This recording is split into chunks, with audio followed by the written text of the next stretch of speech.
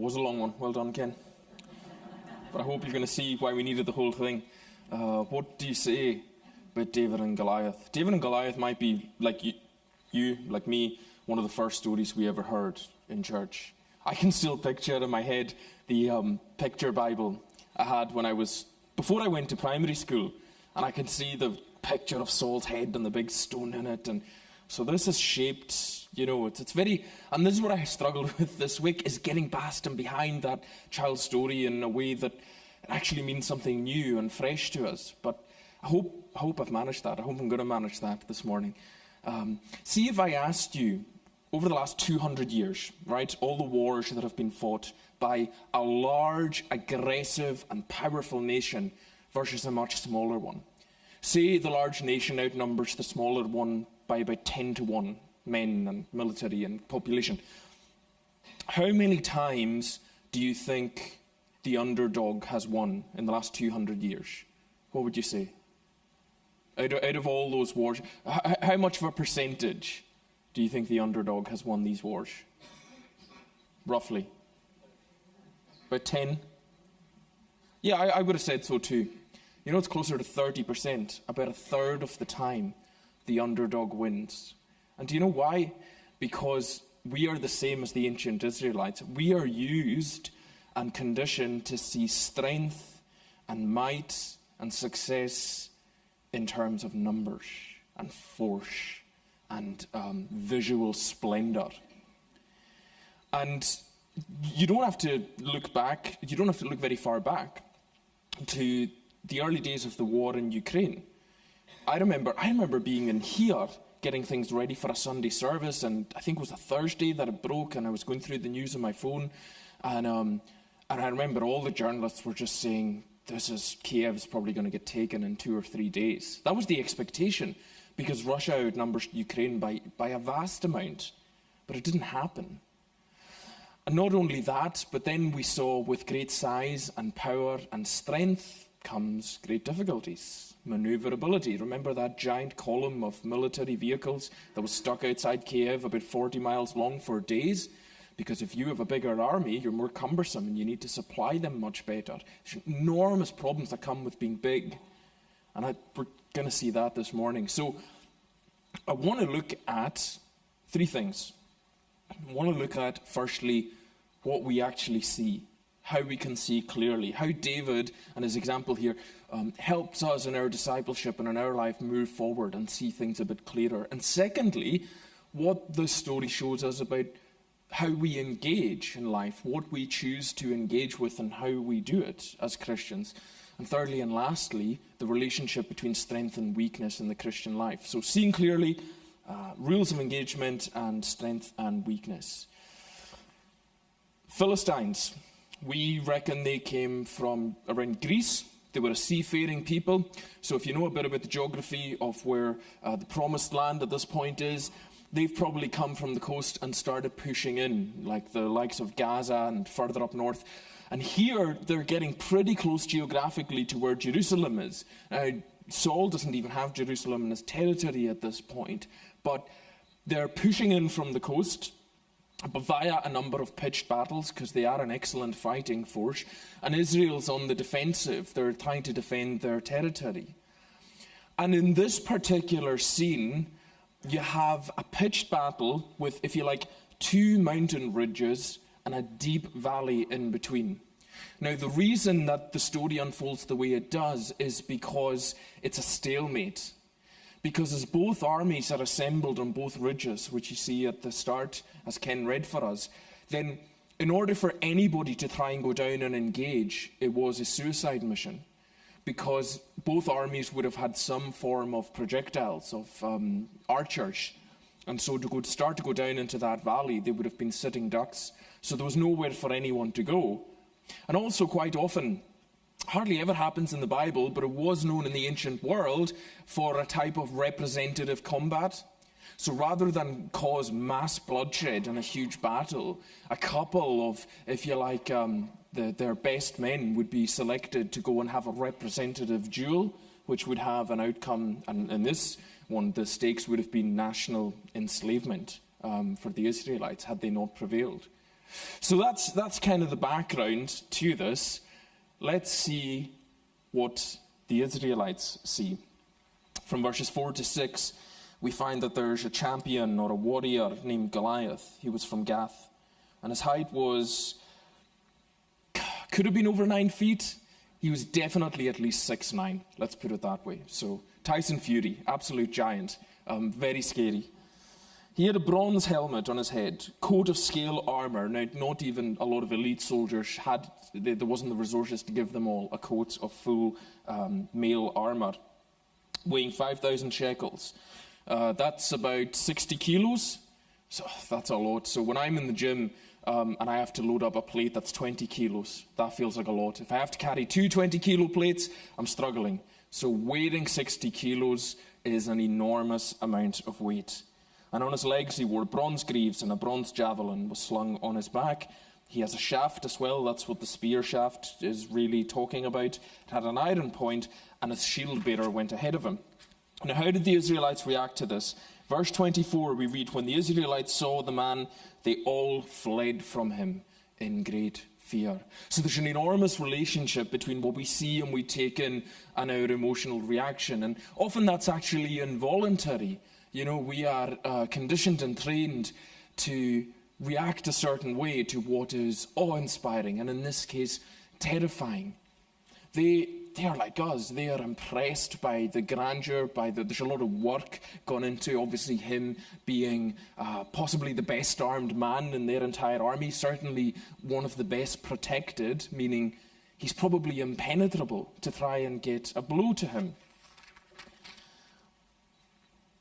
But I think David sees something different, and I think that's why he's in this story. Because, read that again, if he is carrying on his body about 60 kilos worth of armor, and he has these enormous weapons, both a spear and a javelin, well, what is he? In the ancient world, there were 3 types of... I love my military history, so this was a joy to study this week. There were 3 types of fighting forces. There was the cavalry, which is those on horseback. There was infantry, both light and heavy, which are the guys who rush forward. And there was the projectiles, the archers and so on. Now, this is interesting because Goliath is certainly heavy infantry. He is the guys that they expect to be able to take a lot of blows and they'll still be standing. And they can fight hand-to-hand combat. Now, normally, hand-to-hand combat, these guys carry a shield. So what's going on here? His shield bearer went ahead of him. I loved this when I saw this week. Why does he have a shield bearer? Why does he need one?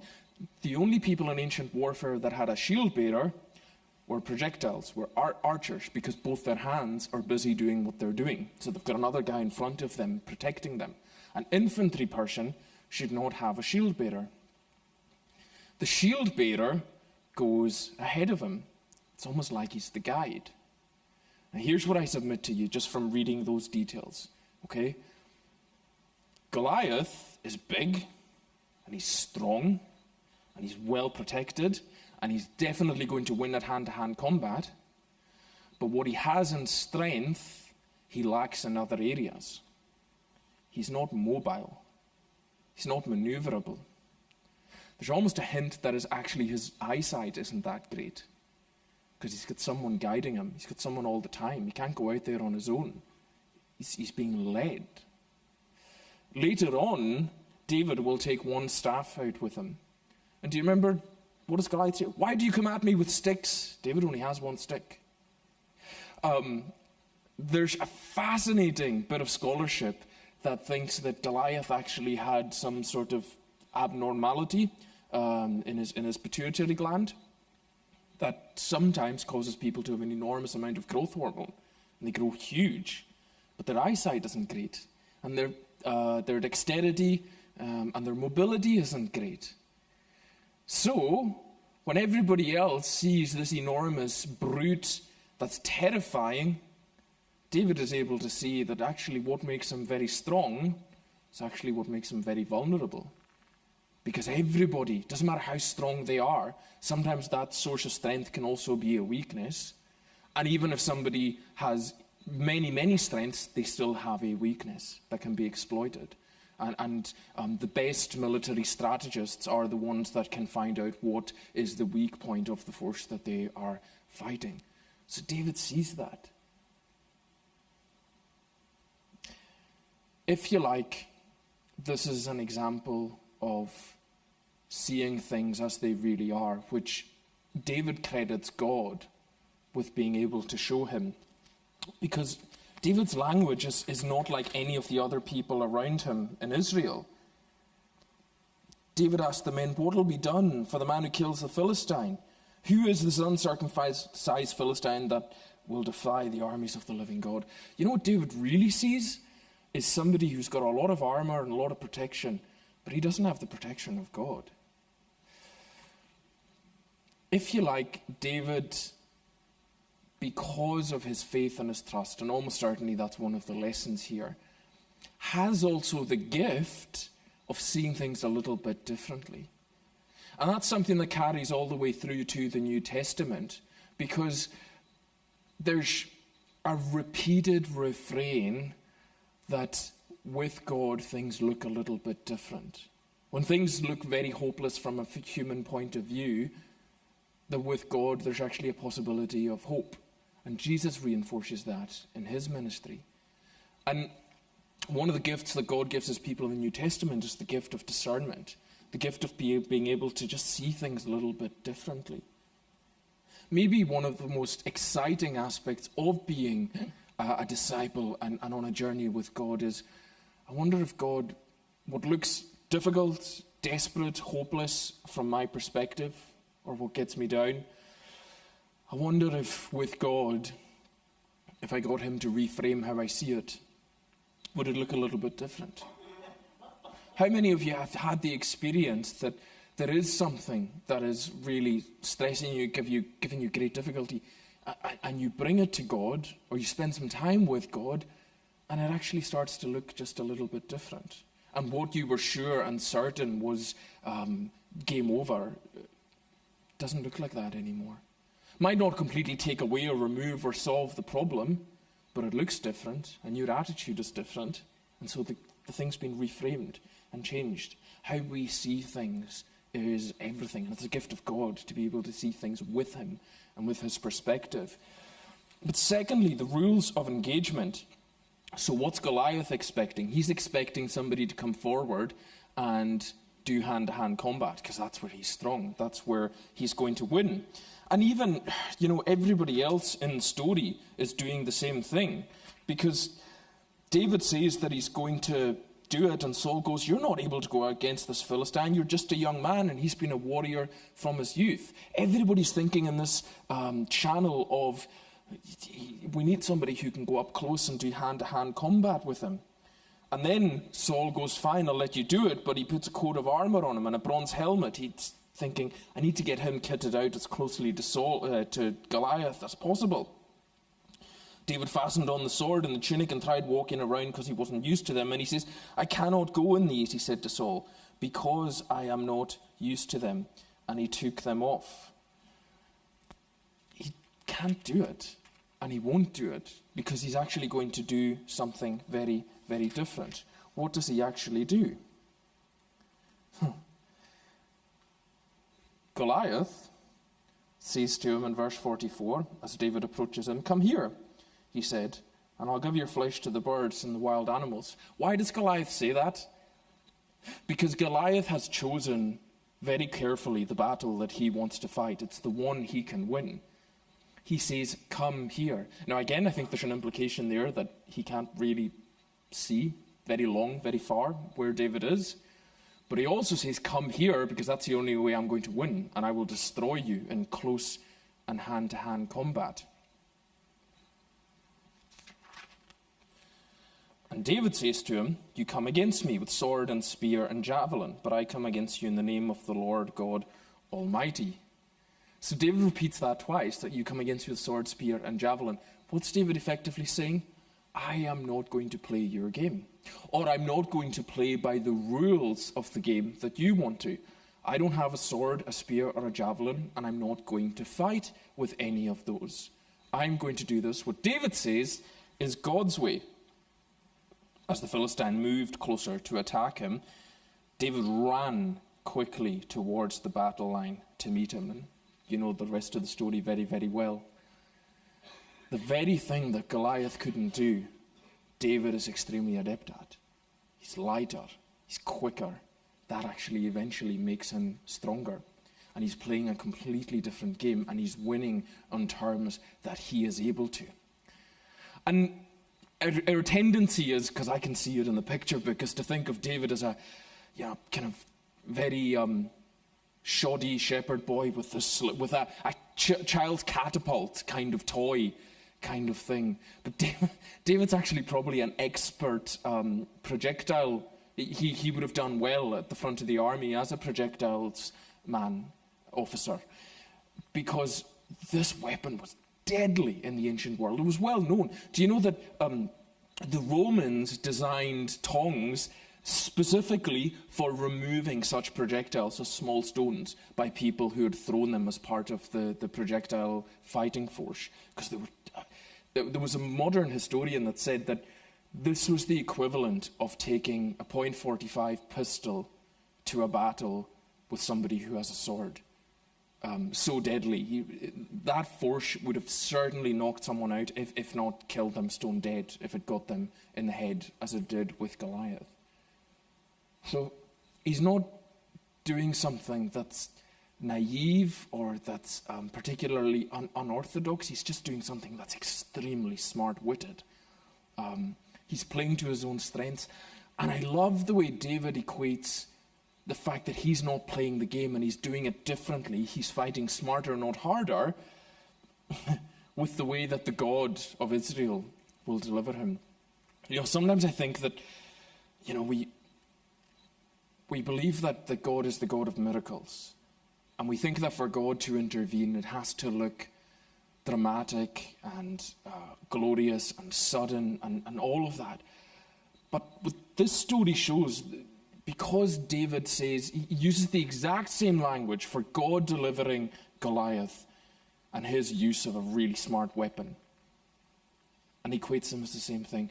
God working in our lives is often working through the skills and the capacities and the competencies that he has given us.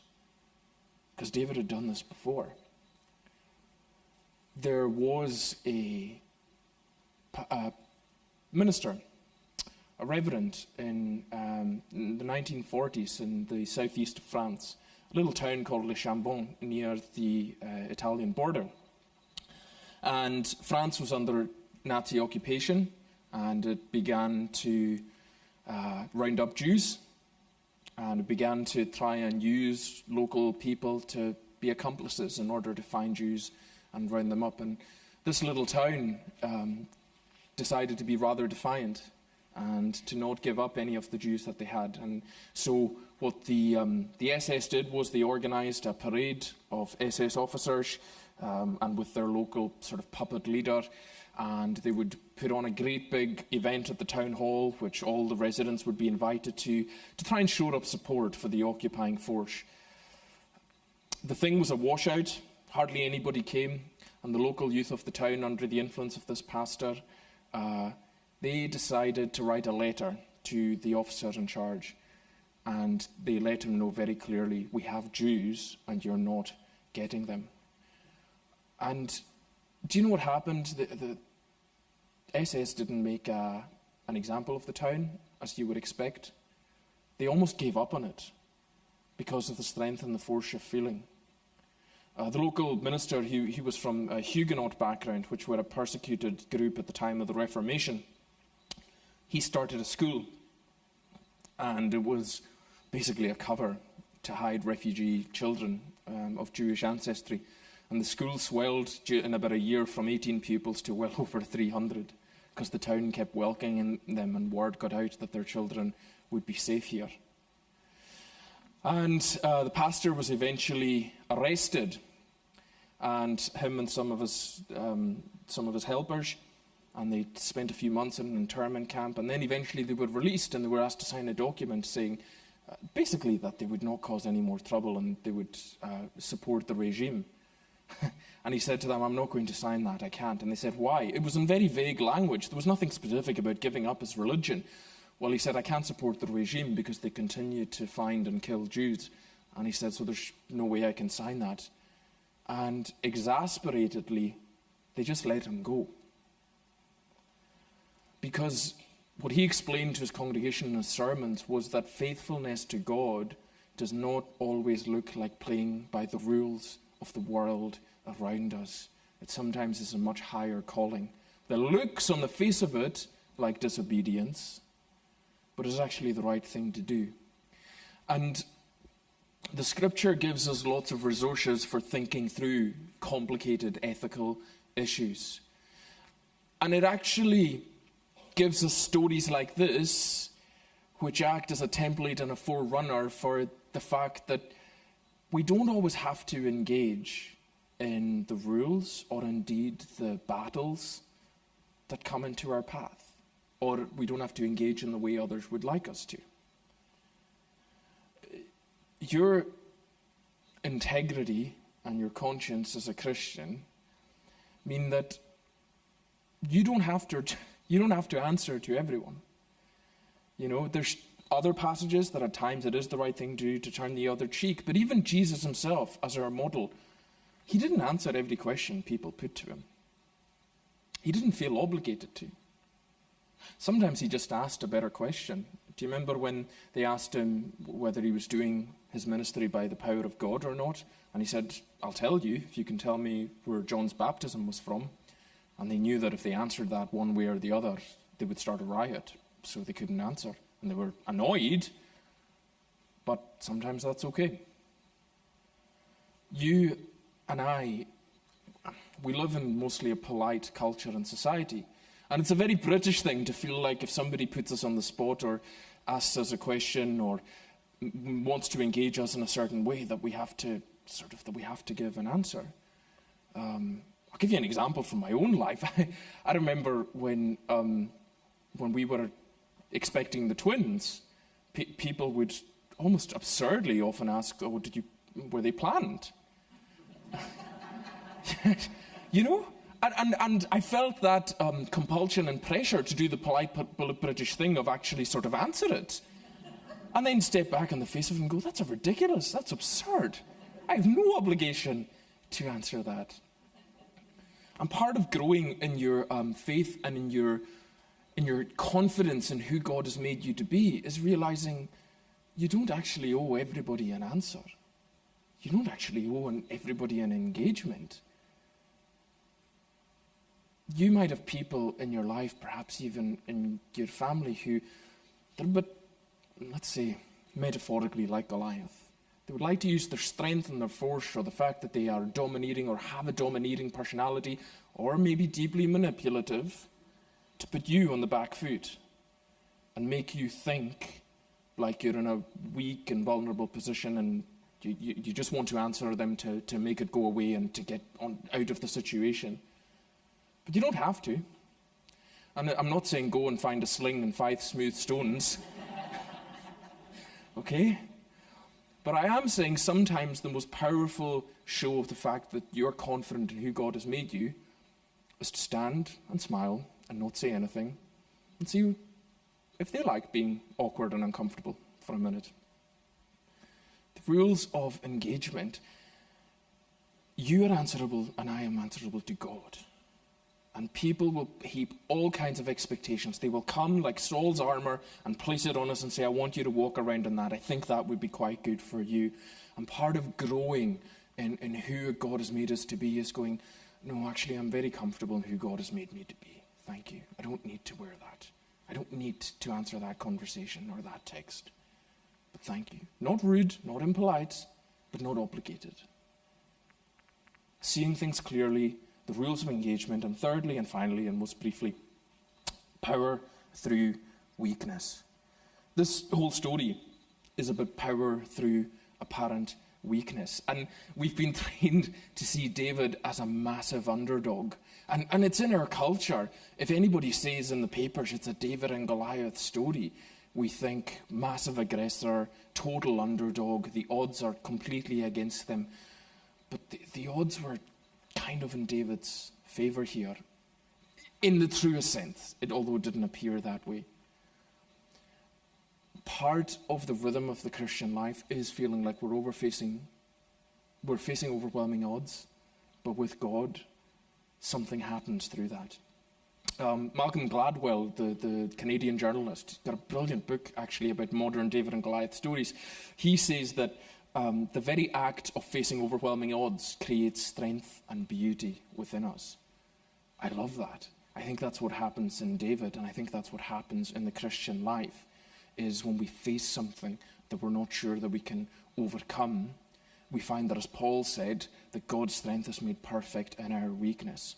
Or to put it another way, as he said in 1 Corinthians 1:27, God has chosen the weak things of this world to shame the strong, and the foolish to shame the wise, that the things that are nothing will shame the things that are. What's he saying? That the world, with its obsession with projection of force and strength, is completely upended by the kingdom of God that works through apparent weakness. What looks like weakness, but is actually the greatest power the world has ever seen. Because if you or I are not obsessed with projecting strength and force, ironically, that's what makes us very, very strong.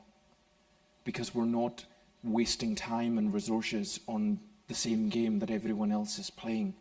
We are just quietly confident in who God has made us and the fact that he is for us and he will deliver us.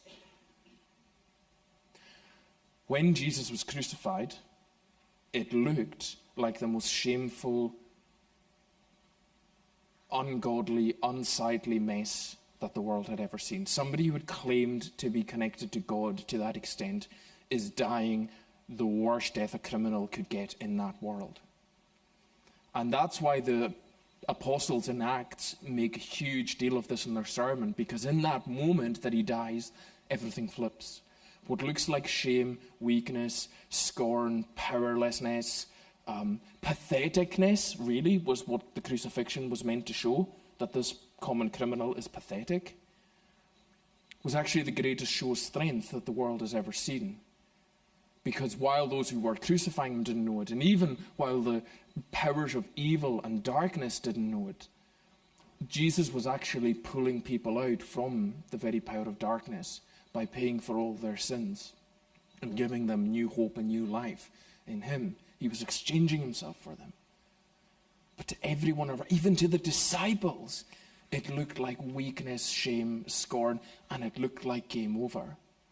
Same way as David would have gone out to this battle line. Can you imagine his brothers and the other soldiers watching him head out? They would have been going, he's going to die. And this is not going to be pretty. This is tragic. That poor boy is finished. And people thought that Jesus' movement was finished. And here you are in church 2,000 years later. Because it wasn't finished. And it's not finished.